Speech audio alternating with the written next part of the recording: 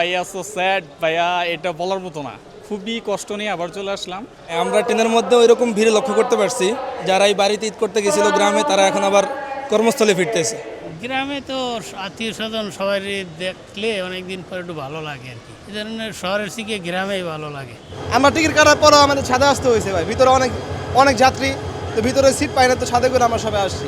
সুস্থভাবে যেতে পারছি, আবার সুস্থভাবে চলে আসতে পারছি। আলহামদুলিল্লাহ খুবই ভালো কেটেছে। বাবার বাড়িতে গিয়েছি, শ্বশুর বাড়িতে ছিলাম, মানে সব আত্মীয় স্বজনকে নিয়ে।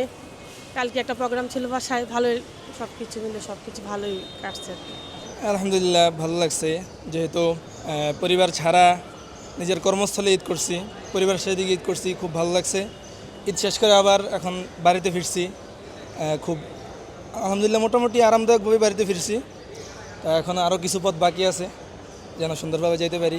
গত ঈদে কিছু মানুষ আমাদের মাঝে ছিল, এবছর তারা নাই, কেউ আছে দুনিয়াতে ছিল নাই, আবার কেউ বাড়িতে ছিল অন্য জায়গায় আছে, তাদেরকেও মিস করতেছি।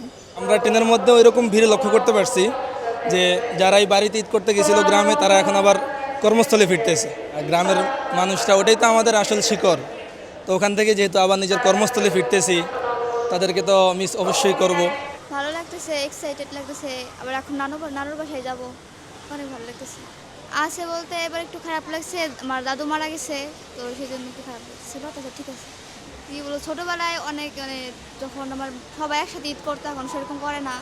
সবার হয়তো অনেক ভাই বোনের বিয়ে হয়ে গেছে, সেদিন একসাথে থাকে না, সেদিন একটু খারাপ লাগে। আলহামদুলিল্লাহ ভালোই কাটছে। গ্রামে তো আত্মীয় স্বজন সবাই দেখলে অনেকদিন পরে একটু ভালো লাগে আর কি। এই ধরনের শহরের থেকে গ্রামেই ভালো লাগে।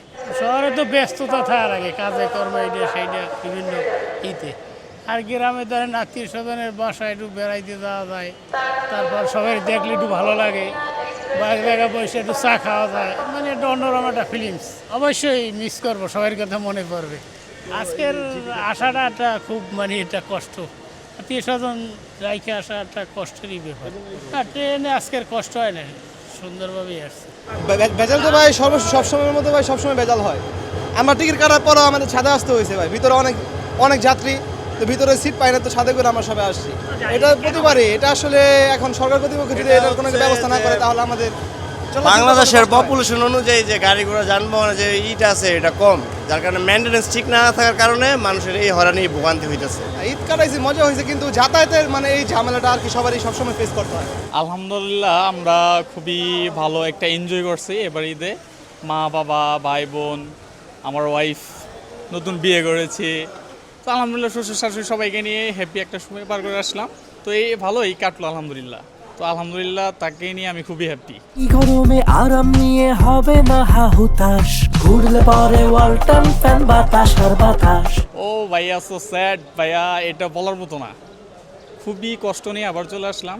কাল থেকে ঘুম নেই যে ঢাকা শহরে চলে আসতে হবে, আবার সবাইকে ছেলে ফেলে রেখে আবার চলে আসতে হবে। তো মাননীয় তারেক রহমান সাহেবকে ধন্যবাদ জানাই যে সুন্দর একটা ব্যবস্থা করে দেওয়ার জন্য। আমরা ভালোভাবে যেতে পারছি এবং ভালোভাবে আসতে পারছি।